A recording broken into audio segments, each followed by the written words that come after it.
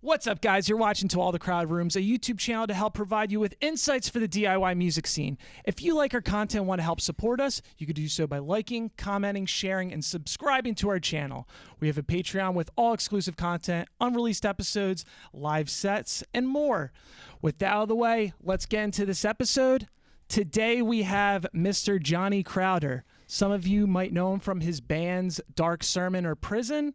He is also a mental health advocate. He has a, Johnny, would you say it's not an app, but it's like a text service called Cope Notes.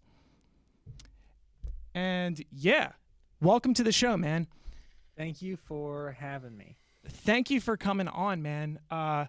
Like I was just saying to you earlier, like sometimes when the universe aligns right, like people are brought into your life. And when I came across your TED Talk video, I was just like, oh my God, this dude just totally gets it. Like he is describing everything I'm feeling right now. Because personally, to let you know, I just recently started going back to therapy and watching videos of you talk about how like for like 6 years straight, your mom was just like trying to like drag you into therapy, and you were just like, all right, one day I'm just going to finally do it. Dude, I actually just started going back too during COVID. So I was out of treatment for like 3 years. And then when COVID started and lockdown started and I couldn't lean on my normal coping mechanisms like basketball or church or playing shows and going to concerts and stuff, I was like, I need something in place to make sure that I don't backslide all through COVID. So I'm back with you. I'm back in therapy too. Nice. That was one of the questions I actually wanted to ask, was how you were dealing with lockdown, because I know personally for me it canceled my first US tour.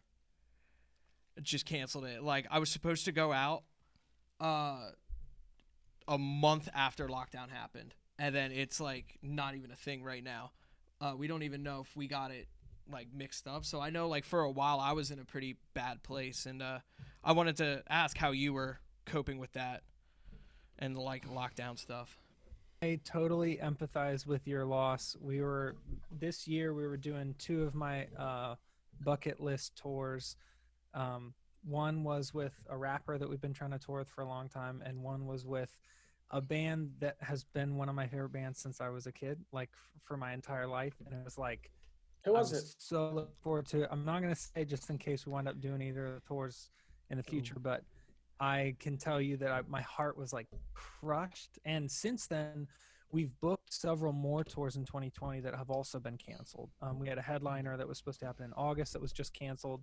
We booked a tour in November with another rap group that was canceled. And it's like heartbreaking to watch it all crumble. But I think the important part is, at least for me, it's understanding that you can't keep subsisting on what you were before this happened. So a lot of people want to live their life exactly like they did 4 months ago, and it's just not safe to do that. Like you have to make changes. You can't live in a world that's been turned upside down and shaken like a snow globe and then say, well, I'm going to cling to what I normally cling to. Like, no, you have to make changes. So for me, it's been like I started riding. My sister got me a bike, and I started riding my bike a lot. I've been watching a lot of like car review videos and learning about cars and like trying to stimulate my brain. And I'm doing stuff that I didn't do 4 months ago. And I think that's maybe the only reason why I'm still healthy, is because I didn't just say, here's who I am and I'm sticking with it. I had to change. Right. Yeah, just being stuck inside the house, like you're basically like your band name Prison. You're stuck in the prison of your mind with just if you deal with anxiety, negative thoughts are just firing off like crazy, and not being able to go outside and do the things that you could help cope with. It's hard to distract you from those things. So when I watched your TED Talk, you talked about how like 64,000 thoughts go through your head a day. 48,000 of them, I think these numbers are right, 48,000 of them are negative thoughts. And basically your texting service Cope Notes is a way to reroute the synapses in your brain so that the good thoughts outweigh the bad thoughts. Is this correct? Yeah, it has a lot to do with momentum. So if you think like, let's say I'll be transparent and tell you a negative thought that I have about myself. So I had a cyst removed on my stomach, and it was or it was like not, it didn't get to a point where it was like cancerous or anything like that. So whatever the word is, where we caught it early enough to where we removed it. But on my stomach, I have this little scar that I'm sure nobody has ever paid attention to ever in their entire life. But for me, when I look at it, I'm like, that is an ugly little scar, and I wish that it wasn't there. And if you think that thought 10 times in a row or 15 times in a row or every single day for 45 days, it builds up so much momentum that your brain finds solace in thinking the thought because it's familiar. So all Cope Notes does is interrupt those thoughts that are gaining momentum, those negative thoughts, with a catalyst for a positive thought. So instead of that thought going uninterrupted without anything interfering, there's at least one interruption a day to where that thought can slowly lose momentum. Wow. That's so cool. Yeah, I actually got the free trial for you for like 2 weeks, and I got a couple of the texts, and yeah, it was cool. I was wondering like if I pay for like the actual service, if it's, because I was only getting one text a day. So is that why it was like the trial run? No, that's actually the science behind it is, if we send too many texts in a day, then you'll come to expect them and they won't surprise your brain. Your brain does, actually, I talked about it in the TED Talk, your brain will start to get so used to the stimulus that it will ignore it. But then if we do it less than one text a day, so let's say we just texted you a couple times a week, it wouldn't be consistent enough to actually affect your habit forming patterns. So one text a day at a random time is a sweet spot to where you don't know when it's coming, so you're not so used to it that your brain will resist it, but it's consistent enough to actually make a difference on the habits that your brain is forming. That's exactly what it was, because like I was always getting the texts like when I was least expecting them. I wasn't thinking like, oh, I'm going to get a text from Cope Notes today, and then all of a sudden I got the text. And it did disrupt what I was doing in a good way. I was just like, oh shit, there it is. Cool. And now I'm thinking about something completely different, because like, dude, sometimes I'll just be in my house, either I'll be working or I'll be doing like working from home or like side working on this podcast kind of stuff, or and then all these thoughts start going into my head, firing off like nonstop, and there's nothing I could do. There's no turning off, and it's insane. So one thing I learned from therapy, so it's a term my therapist told me about, how basically, because I have OCD too, which I never imagined in the world that I would have OCD. He was just like, you have high levels of anxiety, and it turned into high levels of OCD. And a lot of it had to do with bad habits with social media and just like the way I take in information, just think negatively about stuff. And I gotta check real quick to make sure that I have the name right. Exposure with response prevention is what it's called. Sorry. And basically that is a way I can move on from this. And it's basically when you become comfortable with being uncomfortable. So like if I was afraid of going into a pool because of being scared of how cold it was, the best way to get over this fear would be actually going into the pool and sitting in the uncomfortable like coldness of it until I become comfortable with it. And I think you talked about it in your TED Talk. I think you called it habituation.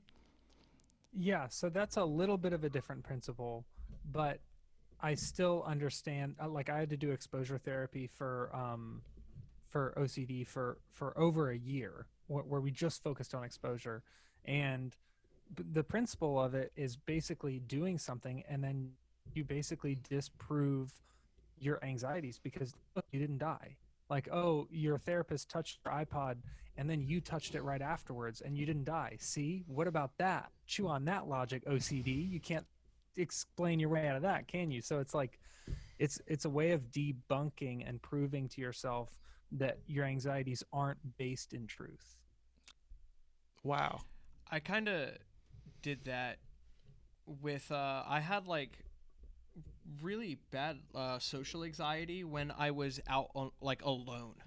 Like if I were to go out somewhere by myself, even if it was some social like environment, it would make me so uncomfortable. Like, and I'd start like just like picking at my hands, and then I would like bite my nails. I had a huge nail biting problem, and it made me so uncomfortable that I just stopped going. Like, I've missed so many shows because I had no one to go with, and if I couldn't get one person to go to this show with me on a random Tuesday night, then I wasn't going no matter what. And right before shutdown, I started doing that by at least going out to like malls and like shopping by myself. Now I like shopping, but like going to like bars and like shows, that's the next step, I think, for me. Good. When lockdown gets lifted and everything's kind of sort of back to normal, or whatever normal's going to be, then I think that's probably the next thing. So I'm glad there's a term for it, because I didn't know that. Yeah, I think going out to public things by yourself will help you get over that. But That's a victory. Like, all you're doing is not allowing your fear to dictate what you can and can't do. And so many people, the longer you wait to address that, the more limited your life becomes. Then it affects your loved ones and your career and all of these things besides you. It winds up being really destructive. So the fact that you're dealing with it now is like, you're a literal hero. Like, keep doing it. Keep looking it right in the face and being like, no, I'm going to go to this show and it's going to be weird and I'm going to live and it's still going to be fun. You have to do it. Yeah. Like I said, I was starting to, and that was like a big step for me, was to just go like, all right, this band isn't coming around again. Okay, just go. And then I would end up either like knowing someone there that like I didn't know was going, or even just standing there by myself. But I would try to find even like views of the stage that I liked. So like I felt comfortable watching because I could see it better. And I was like, oh, okay. So just finding habits within breaking the habit is like my goal. yeah, I guess Kanye said it best: "What doesn't kill you makes you stronger." Right? How the heck could you not quote Linkin Park after he said breaking the habit? How on earth could you do that? And and he's in the house going like, new metal forever. That was wild. What a stretch. Dude, that's funny. Yeah, I was actually going through and checking out your podcasts on the Cope Notes site. And the first one I decided to check out was the one you did with Finn McKenty, because our house is, we're a YouTuber house. Everyone involved with our channel, we all live together. Oh, that's awesome. Yeah, so we're all big fans of Finn. And I was listening just the first like 10 minutes you had where you were talking about dwelling on one bad comment out of like 99 comments. Oh my God. And letting that like just sit with you and just tear you apart. And like, even as far as you saying, like, even like releasing music and just like worrying of just putting that, being an artist and just putting your own project out there and all the judgment that'll come back from it. That's something that I've dealt with where it just made me extremely nervous. An example would be like, we made like a promo for this podcast, and my roommate, he wanted to put money behind it. And we did it in Facebook ads, and we got over like 2,000 views on it.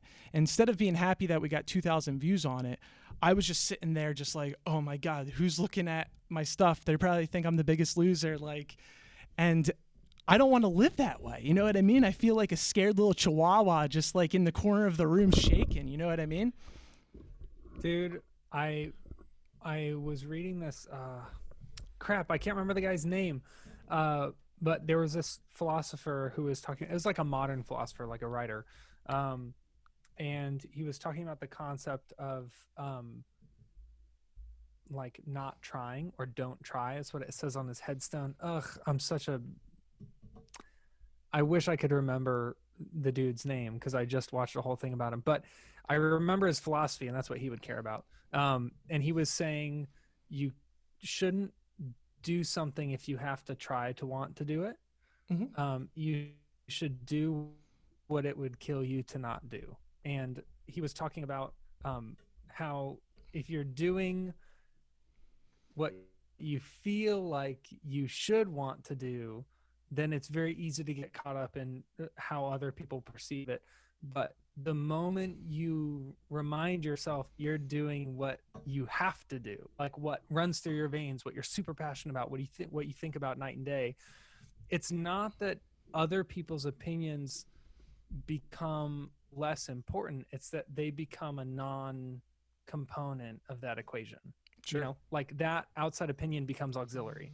So I've been trying to find some solace in that and know that anything I put out, people will not like. There are people out there, I'm positive, who think that every song I ever wrote is cheesy or overblown or whatever, or they think that I'm not a good vocalist. I know that those people are out there, but even if they weren't, I would still make music. Even if there were twice as many or 10 times as many, I would still make music because I have to, you know? Yeah. So it's really difficult to not camp out on a negative comment. But even if there were thousands, I would have to make music. I would have to. I love that.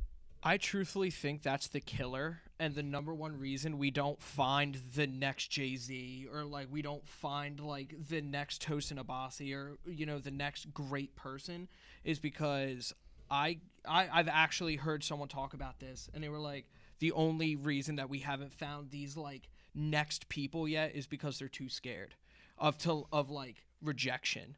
And I truthfully think that a lot of it comes down to that too, like fear of rejection, but which majority people, not creatives, could think about, like not going for the next position in their job because of rejection, stuff like that. But I truthfully think that like that fear of the hate comments and the fear of everything is like the number one killer of like any creative. Yeah. So like attacking that is like 50% of the battle, then just put it out. It's like, why would you want to be famous and like have all these people say bad things about you that your mom can do like a quick Google search about and just like read why people hate you and stuff like that? It's like, oh my God, like, Dude, that I've thought about that too. Like, think about when we were growing up, there's you know, as blood runs black, and with blood comes cleansing, and Tony Danza, Tap Dance Extravaganza, and like all these bands shout out. that are funky and like weird. Like, I can see why a lot of people would not like those bands, but you had no way of communicating to that band that you thought they sucked, really, you know? Yeah. But now it's like, if someone puts out a song, the individual members are getting DMs like, you know, you should be ashamed, or this is the worst thing I've ever heard, or go back to your original music or whatever. Like, I kind of wish that my work could be famous without me being famous. Yes, And I absolutely. think there is a fear in that. Like you said, I don't want to write that next potentially legendary or genre bending song because I'm afraid. No, I'll say this. I'll write it. Like, Prison has written a bunch of stuff that I'm like, wow, this is a different genre of music. Like, we invented a genre of music. I've never heard anything like this in my life. And I'll write it all day long. I'm in the studio every 3 weeks during quarantine. But will I release it?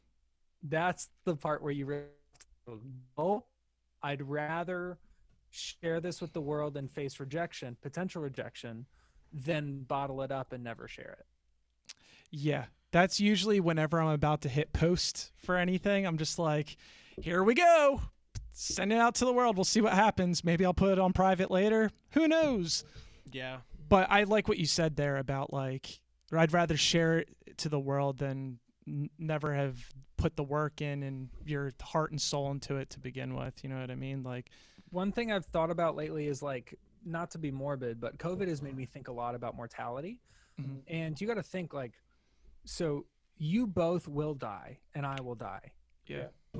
But if I write a song and you make a video and that outlives us, right? We Absolutely. like created something that will serve people longer than we could. Like, I cannot think of a greater good than creating something that can help people more than you actually could. It's like, freaking, we have the opportunity to leave a legacy. The double edge, the other edge of that sword is people can crap on us online, and then our moms can Google us and see that people aren't really a big fan. But that criticism won't matter when we're gone. What will matter is some kid coming across a song or an old CD or an old video or whatever, and it meaning a lot to that person.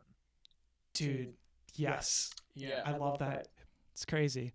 But yeah, do you want to talk a little bit about your last album, Still Alive? Let us do it. Cool. So, first thing when I see this album is the album cover. Is this an actual picture from when you got discharged from the hospital? So, believe it or not, I typed all of that on a Word document because I don't have paperwork from my treatment. Mm. But beyond that, we actually, this is some insider scoop knowledge here.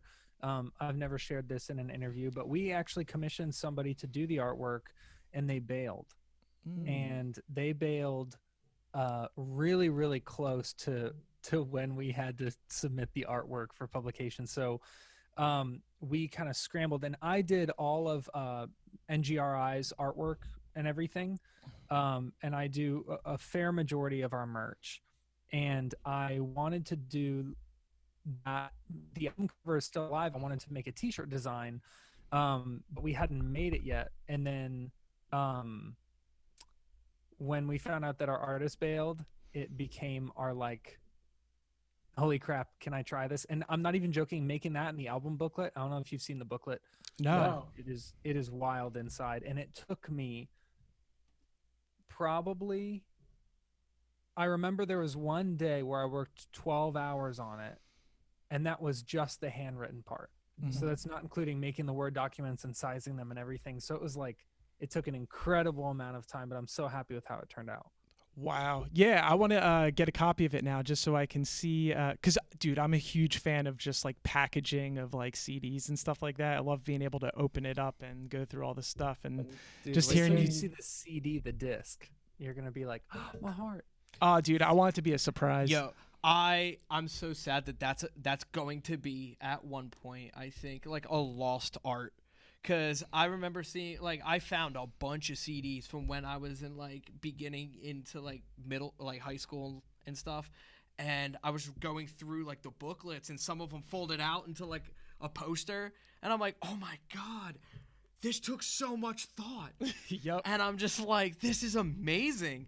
And I don't even know if, like, kids born under 2000, like, even know that posters could have came in CD covers. Yeah, they're not buying CDs. They're not buying CDs at all. Good thing we printed 1,000 right before our tours got canceled, right? Dude, that's such a bummer, We man. literally have 1,000. No, we ordered 1,000, but we probably have like 700 left that we ordered specifically for tours for this year. And we'll sell some online once in a while, but we have many. So if you're listening to this, you want a CD, please order like a couple hundred so we can get them out of my closet. We'll put the link in the bio so people can order them online. So yeah, I have to say, when I first hit play on this album, when track number 1, Hurt, as soon as you hear each person say, "Hi, I'm Mikey. I deal with social anxiety and OCD, but I'm still alive," I was just like, oh my God, like all these people just coming together and saying their thing. I just wanted to say my piece at the end of it because like I related so much to it. I thought that was super, it just gave me chills up my back. Dude, I still get goosebumps when I hear it because we had talked about doing it, and we basically launched this very like covert initiative where we posted this thing on our socials, and we're like, hey, if you want to be a part of like this undisclosed project, fill out this form. And then we had like 400 people fill out a form with their information, and then we reached out to I don't know, 100 of them or 50 of them with further details. There was another form they had to fill out, and then they had to make a video recording. And we're actually going to we're planning on filming a music video using their selfie videos that they sent in as like a projection on us while we played. And we want a lot changed between then and the time we filmed the video. But the way that song sounds when all the voices come together, I like tear up at the beginning of the album, and then at the end for the hidden track at the end of Obituary Sun, I cry at the beginning and the end of the record every time. Yeah, I was gonna say also at the end of the album, there's the hidden track where it sounds like someone was just secretly recording a family conversation, and I couldn't really make out what exactly was being said in it. But would you like to elaborate about that last track? So I would encourage you to listen, eyes closed, headphones in, and Okay. really, really try to listen, because it is a wild ride. But I recorded it with I was the voice of the father. My guitarist Cooper was the voice of the son, and then Cooper's mom was the voice of the mother. Okay. And we recorded this in his bedroom. We set up a couple mics and stuff, and ran a fan, a TV in the other room, and the way that it feels is so unsettling. And if you knew a little bit more about my background, a little bit more about Cooper's or his mom's, like actually the voice at the beginning of Mental Illness, where she says, "Don't think too much, you'll go insane if you think too much," that's Cooper's mom. So we and then my mom is in the video for Still Alive. Okay. She's the woman in that music video. So we have purposely involved the people who have had to experience firsthand the fallout of the mental and emotional issues that we've faced. So it's really cool to see my mom in a music video about how I decided that I didn't want to end my own life after multiple attempts. And my mom is the one who's probably more scared than anybody that I would. Yeah. Yeah, I saw in one interview you had where you were talking about you were dating someone and you needed to get help for yourself because you felt bad that the other person wasn't able to date you because they were scared for your life and they didn't want to go through that. Yeah, I've been single for a super, super long time. I only dated one person after that girl. And that was a real wake up call for me, because it was like I mentioned before, you think that this stuff is only affecting you, but it's affecting your friends and your family and the things that you're passionate about, the missions that you care about.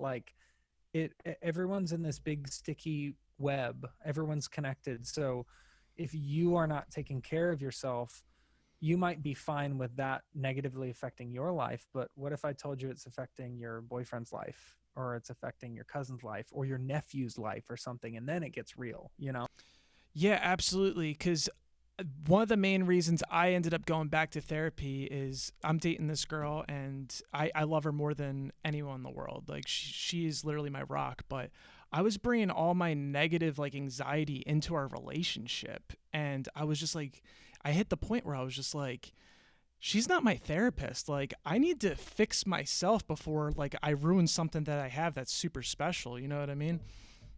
I've had that feeling. I think most recently I've been thinking a lot about how you shouldn't force somebody, even accidentally, to wear more than one hat. So we all want our significant other to wear every hat. Mm-hmm. But so in therapy, I was talking to my therapist about how I have quote daddy issues, because I've had a lot of issues with my dad, and just it's very, very complicated. But then in a relationship, I might want my significant other to love me not only as a significant other, but also maybe try to fill that paternal gap that I've felt in my life before. So I might expect her to behave in a way that is more nurturing than is appropriate for a romantic relationship. And I've been thinking a lot about this. In the past, if I faced an issue, I genuinely, I didn't want my girlfriend to help in the past. I wanted my girlfriend to fix it. And that's kind of a dad thing. You go to your dad and you're like, hey, here's my problem. Tell me what I need to do. And that's what I was turning to my girlfriend for. And I never realized that I was expecting her to fill a paternal role. So I think people just need to realize, am I expecting my blank, my cousin or my coworker or whatever, to do something that's outside of their job description? And for me, in a romantic relationship, that's exactly what I was doing. That's what you said in your TED talk, where it's just you have 1,000 steps that you need to take, but because they're personal, you need to do them yourself. You can't get it from an outside source. Dude, your shout out to your TED Talk, man. Like, anyone who's listening right now needs to check it out because you said some of the realest shit in that TED Talk. Like, I took away so many things from it, and it really helped me. It also really helps me to just hear other people going through it just like how I am. You know what I mean? But let's get back to the album. One of my favorite songs on this album is a song called Mental Illness. And as I was reading through the lyrics, I was like, oh, man, this is a huge fuck you song to a lot of people that are trying to get clout off of the aesthetic of being depressed. Do you want to talk about this a little bit? Yeah, it's funny. I wrote that song.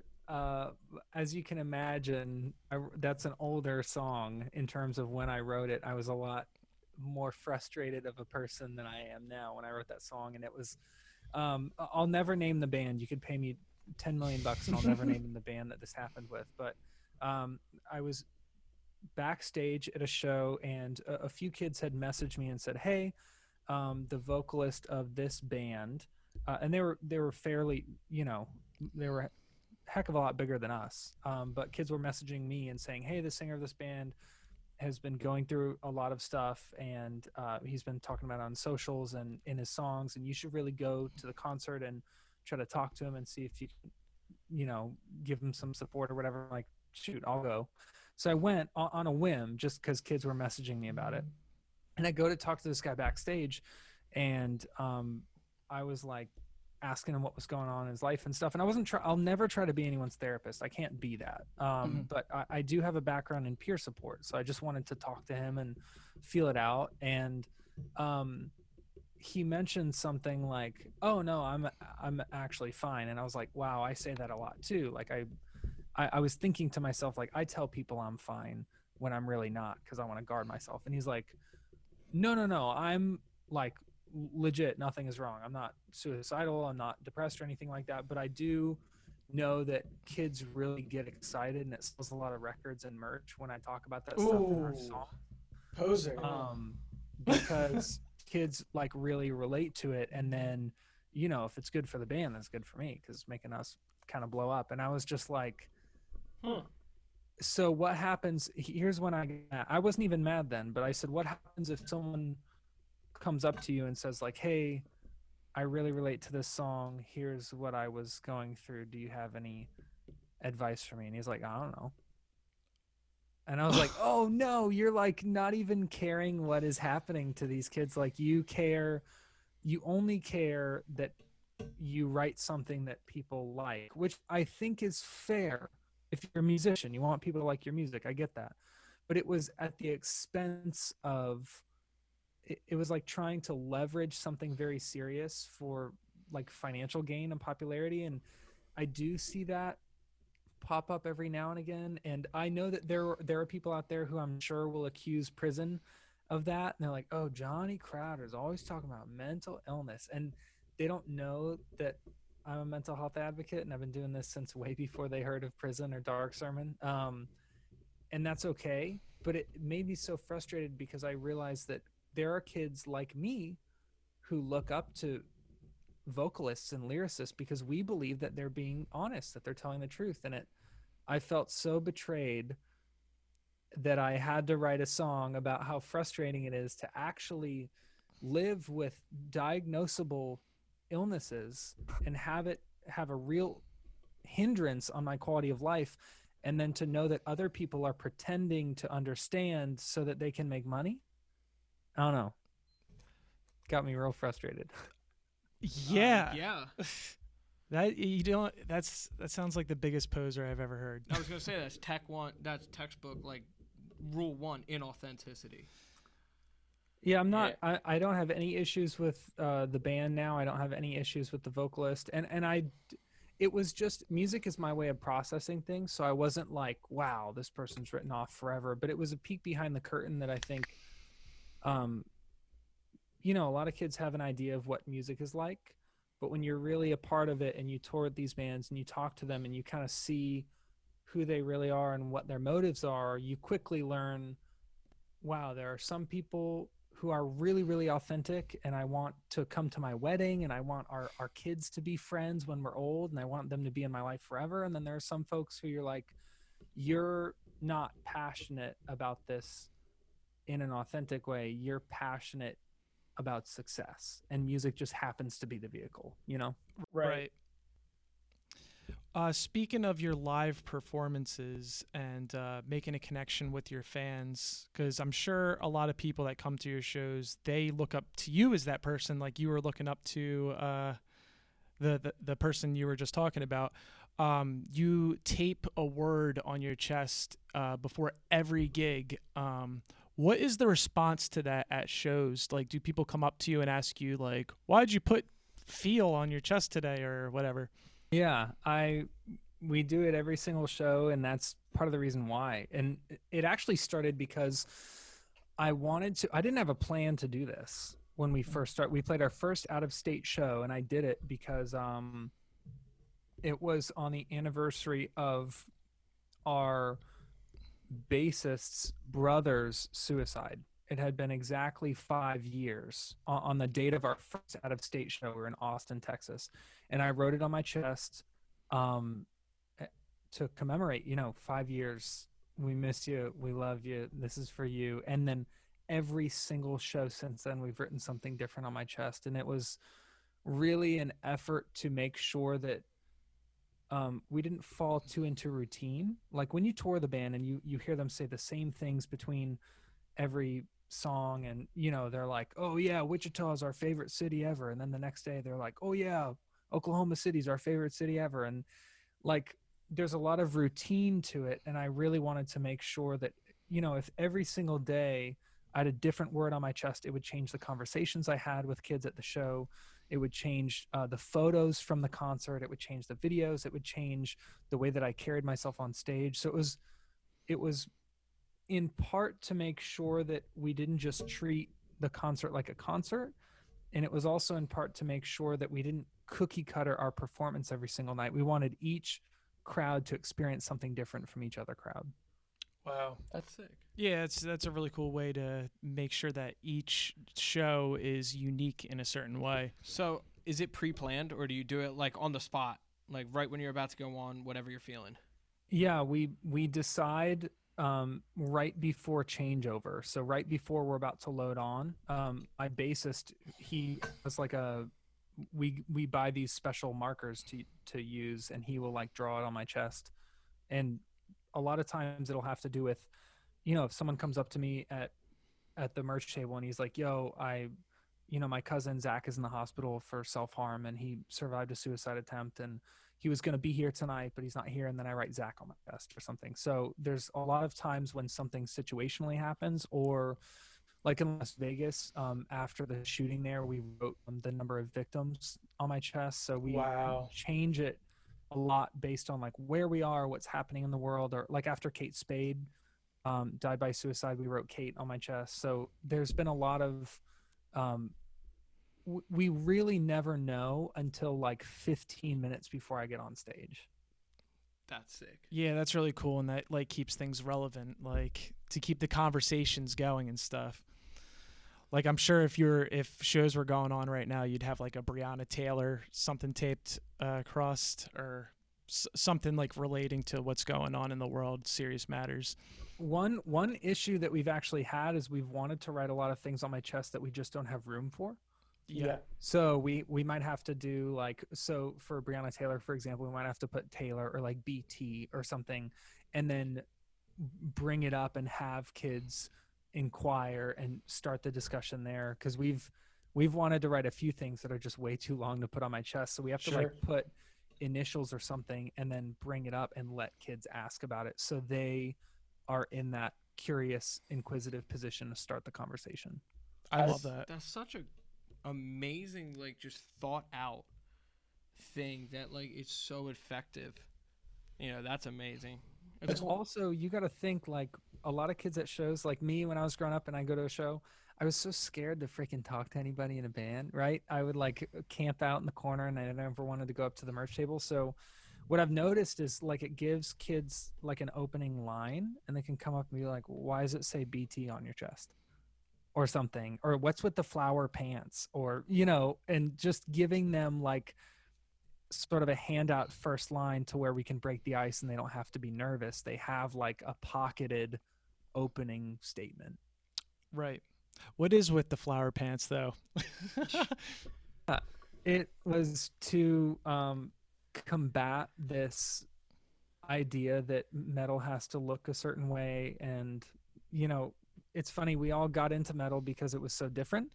It's like, oh yeah, we're not conforming to the norms. And then we accidentally created our own norms within metal. Like, you got to wear brutal shirts and the Doc Martens and the vests. Yeah. And so me wearing, I wear flower pants on stage every single night. I have pairs of flowery leggings, and fans bring me leggings now and trade leggings with me on tour. And so I have all of these floral leggings, and I paint my nails on tour and dye my hair pink and stuff. And the purpose of it is to challenge this idea that you have to be macho, you have to be metal, you have to fit into the mold, and just purposely give people permission to freaking not squeeze themselves into this little box that they're not supposed to fit in.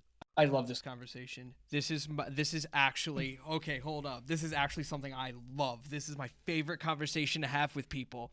So my band, we're like the textbook definition of if My Chemical Romance had B tuning guitars. Like, that's what it is. And we paint, we do the eyeliner, we do the eyeshadow, real thick black, the raccoon thing. But I remember when I joined the band, I didn't start it. So it was like, when I joined, the first thing I thought of was like, I really have to wear guy liner? Are you serious? Like, I really have to do this? And then I remember like just being like, you know what? Just paint your nails. Like, just do it just to get used to it. And I ended up loving it. Like, I love makeup now. I love it. And I'm also a bodybuilder. So when I go to the gym, I have painted nails. I have them right now. And there'll be pictures, even with my girlfriend, there'll be pictures of us in the gym working out, and she has gotten DMs, and I've seen them, about like, is he really painting his nails? Or telling her to tell me to take that off. So like, being in one of probably the most macho places, like the gym, and like getting that gender barrier away is one of my favorite things ever. I love it. It's my favorite thing to do. So now I have to get floral pants. Yeah, toxic masculinity is fucking lame. Oh. Like, when I went vegan, everyone was just like, "Oh, you're such a pussy for like eat some bacon and stuff like that." And I was just like, dude, mind your fucking business. I like my lifestyle right now. Just support me because you're my friend. Like, what the fuck? And then when I switched from drinking beer to seltzers, it was because I was getting really bad stomach pains. Like, fuck off. Yeah, dude, nobody knows. Like, I think everyone wants so badly for everyone else to do the same thing as them, because then they don't actually have to challenge themselves and ask themselves who they are. So the goal for us is to upset what people expect at any given turn, so that they have an opportunity to ask themselves, like, do I really want to dress this way? Or is this the way I feel like I'm supposed to dress? Or do I really want to listen to this band? Or is this band in right now? I feel like if I wear their shirt and I listen to their record, then other people will accept me. Like, people don't, I guarantee you that of the people who are watching this right now or listening to the podcast, I guarantee you that less than half have ever asked themselves, like, what do I really like? What do I actually enjoy in a vacuum? If nobody was looking, what type of things do I enjoy doing and listening to and trying? Most people don't ever ask themselves that, because they're in a relationship, or they're in a job, or they're in a living situation that doesn't allow them that autonomy. And honestly, being single is the thing that woke it up in me. I was like, whoa, it's not what do we want to do, it's what do I want to do. And I didn't realize that I like playing basketball, because she never wanted to play basketball, so we never played. So I'm like, holy crap, I didn't even know. And now I really love cars, I love sneakers, and I didn't know that I liked those things because I was in a relationship with someone who liked theater. So I'm like, okay, well, I'll like your thing. And it's, no, what is your thing? Like, find your own thing. Yeah, definitely. Especially like being single. Like, I don't know if a lot of people, they're like serial daters, so they'll go from one person to another person without like taking that time to really just focus on themselves and like figure out who they are as a person in that current time of their life. Because like you go through changes, like you switch jobs, you know what I mean? Like, yeah, a lot can happen like in a year to change you as a person. Everything we've talked about, like I'm sitting here going, wow, I literally just went through this last year or 2 years ago. I'm just like, wow. And it's like, you know, when you talk to other people, I don't know if you have this, you would definitely know better than I would, where even though you're the one usually talking to them about like what's going on, it's something very similar to your own. It's almost like while they're talking to you and saying something that's super similar to you, you, the one that's giving advice, there's like, wow, I'm not alone either. Wow, this is kind of cool. And that I love when that happens. Yeah. Just because I'm like, oh, it's like a constant reminder, because something you said earlier in the podcast was that you told yourself that you were fine all the time. I don't even think you know this.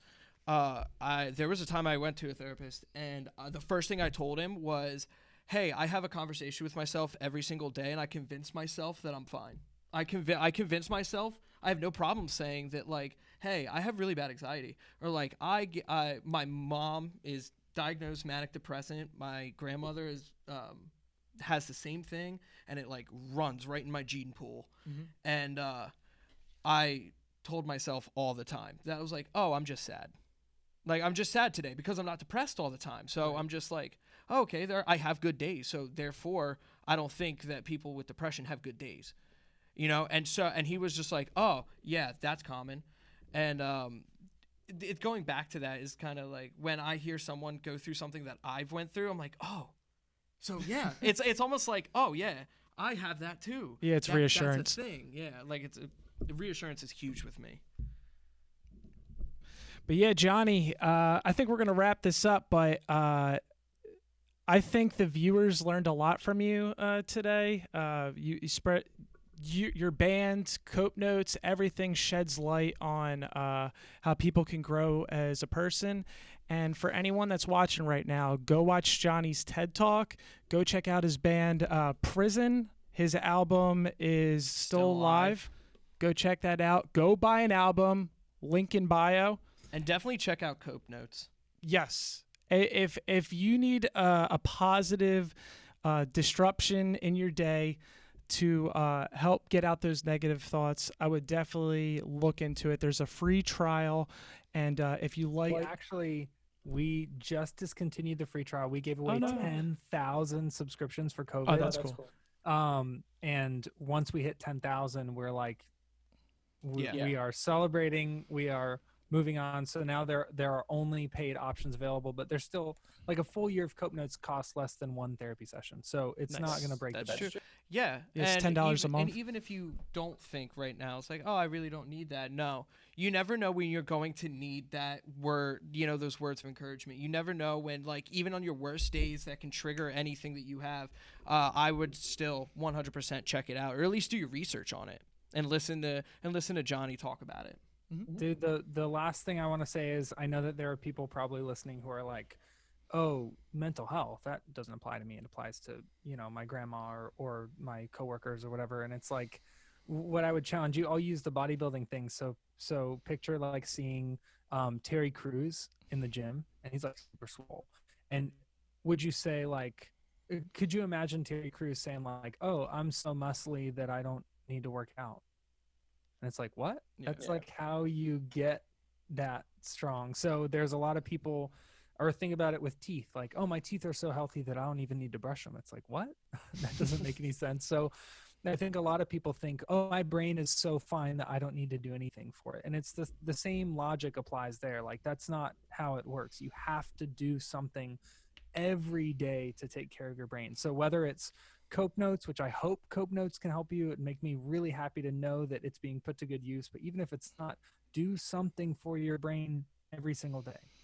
Yeah, I watched this one podcast with Charlemagne the God. Shout out. he said something about like a lot of people, they have no problem spending money on that new pair of Jordans, but they're not spending any money on therapy sessions to improve their mental health. So that's a little food for thought. But anything new for prison that the viewers can know about? So I mean, it's tough because the whole year is canceled, but I'll say this. We have 11 songs finished, and we have 8 songs started. We have been writing like crazy, and it is genuinely this. I know how this is gonna sound because everyone's always like, "You're not ready," but this music sounds like nothing I've ever heard. It brings me such joy to be a part of it, and the moment I get to share it with the world is the moment that I can die happily because I finally made something that didn't sound like anything else. Oh, dude. I'm so excited. I cannot wait for this. Because I already am a prison fan. So already a fan. I can't wait. All right. Well, thank you, Johnny, for coming on the show. Thank you, everyone that clicked into this video and watched and made it to the end of this video. If you want to help support the channel, don't forget to like, comment, share, and subscribe. Hit that notification bell. You get the alert as soon as the episodes are posted. And thanks for watching. Have a good one, guys.